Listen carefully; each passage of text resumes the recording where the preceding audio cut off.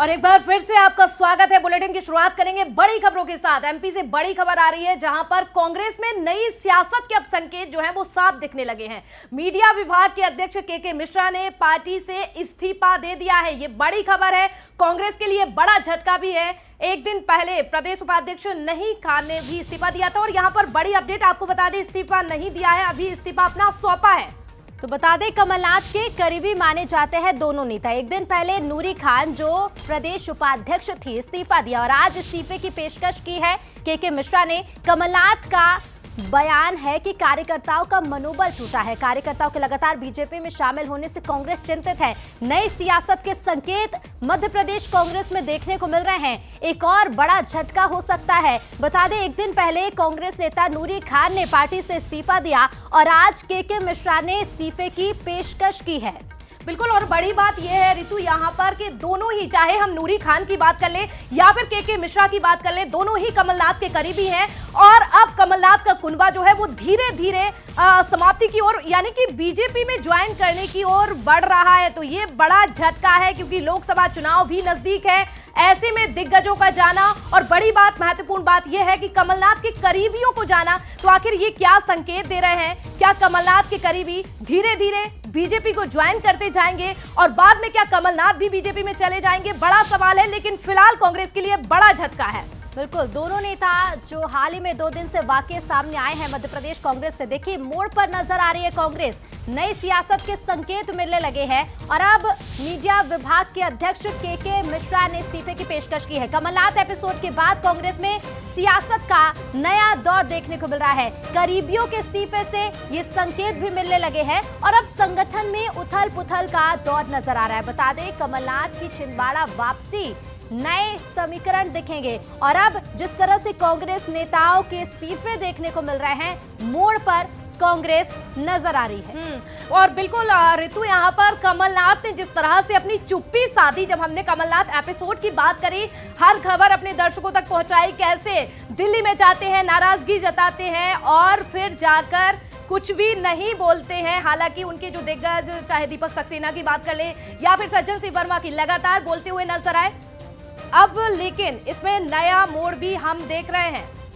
बिल्कुल, इसके साथ ही देखिए कांग्रेस नेताओं के लगातार इस्तीफे और इसके साथ ही कांग्रेस की ओर से जो बयान भी सामने आ रहे हैं वो भी सुनवाते हैं।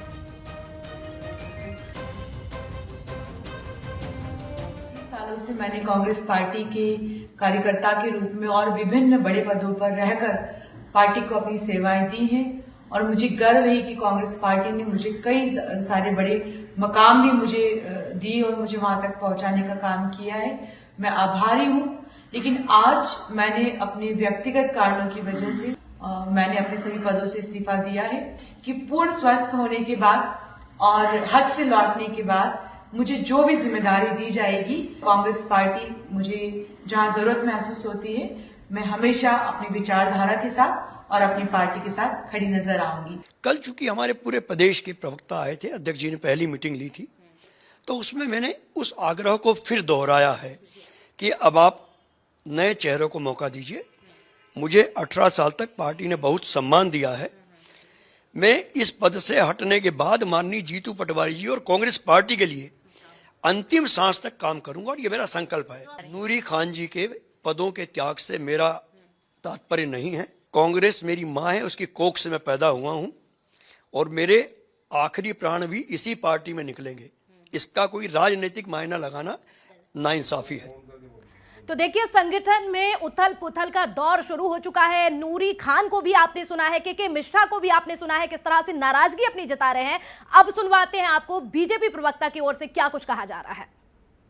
देखिए, जिस प्रकार की परिस्थिति कांग्रेस पार्टी में निर्मित हो गई है और जीतू पटवारी जी का नेतृत्व को अस्वीकार उनके तमाम कार्यकर्ताओं ने कर दिया। पहले तो कार्यकर्ता घर बैठ गया था, जो बचे कुचे लोग उनके साथ कदम ताल कर रहे थे, उन्होंने उनकी कार्यशैली को देखकर इस्तीफा दे दिया है। तो के मिश्रा जी भी उसी शैली में शामिल हो गए हैं और कल ही नूरी खान जी ने दिया है। तो लगातार एक के बाद एक कांग्रेसी मैदान छोड़ रहे हैं। तो ये बताता है कि कांग्रेस पार्टी हताशा निराशा के दौर में आगे बढ़ने वाली है। और ये दोनों ही नेता कमलनाथ के करीबी माने जाते हैं। ऐसे में कमलनाथ का क्या कुछ कहना है वो भी आपको सुनवाते हैं। अप्रैल के तीसरे हफ्ते में ये चुनाव होगा अगर अप्रैल के तीसरे हफ्ते में ये चुनाव होगा तो हमारे पास समय क्या बचा है? इसका मैं कहता हूं जो भी स्क्रीनिंग कमेटी में है फौरन फैसला कर लें। लोकसभा चुनाव में मेरा योगदान रहेगा, हमेशा रहेगा, और जिस तरह मैंने प्रचार किया था मैं प्रचार करता रहूंगा। जहां आवश्यकता पड़ेगी, जहां मुझे लोग बुलाएंगे। यात्रा की तैयारी के साथ साथ ही हमें लोकसभा की भी लोगों को आज उनका मनोबल बढ़ाना है। मनोबल टूटा हुआ है। और देखिए इसी पर अब हम ज्यादा जानकारी लेते हैं। हमारे साथ एग्जीक्यूटिव एडिटर मनोज सैनी भी जुड़ चुके हैं, कांग्रेस का हाल जानते हैं।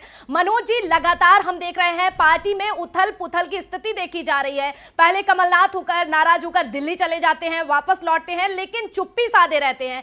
अब उनके करीबी जो है नूरी खान की बात कर ले या फिर के मिश्रा की, ये नाराजगी साफ देखी जा रही है। क्या संकेत है आने वाले दिनों के लिए?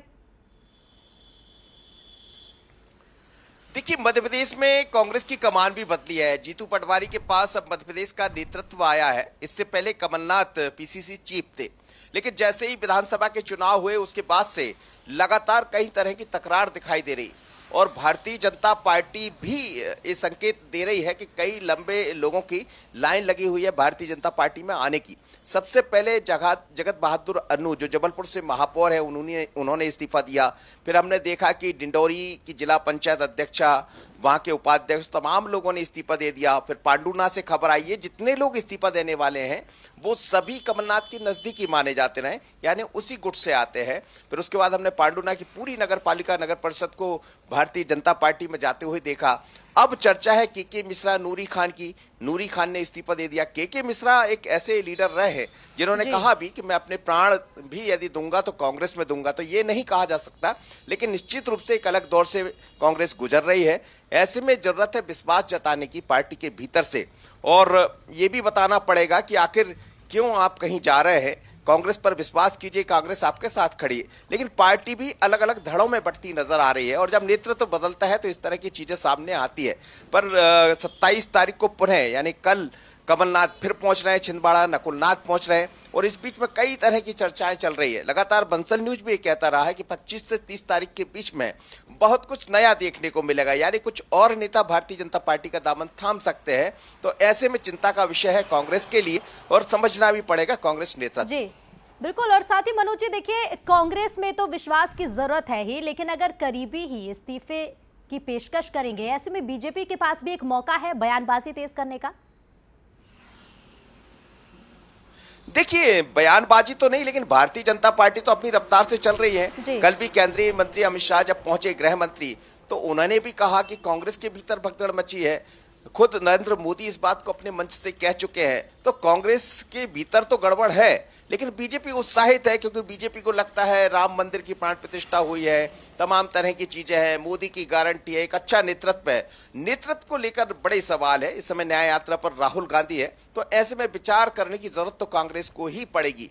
बीजेपी उत्साहित है, और बीजेपी को लगता है कि कांग्रेस के कई लोग और बीजेपी में शामिल हो सकते हैं। लेकिन आने वाले दिनों में कई ऐसे संकेत दिखाई दे रहे हैं जिसकी तरफ और मुश्किल में पड़ेगी कांग्रेस। बिल्कुल मनोज जी, और कांग्रेस के लिए तो दिक्कतें हैं ही, झटके हैं ही, लेकिन बड़ा सवाल ये भी है कि जिस पार्टी को जोड़ने के लिए, जनता को जोड़ने के लिए राहुल गांधी निकले हुए हैं, उधर उनकी पार्टी एमपी में क्या हाल हो रहा है, ये हम सभी के सामने है। बहुत धन्यवाद आपका जुड़ने के लिए, तमाम जानकारी देने के लिए।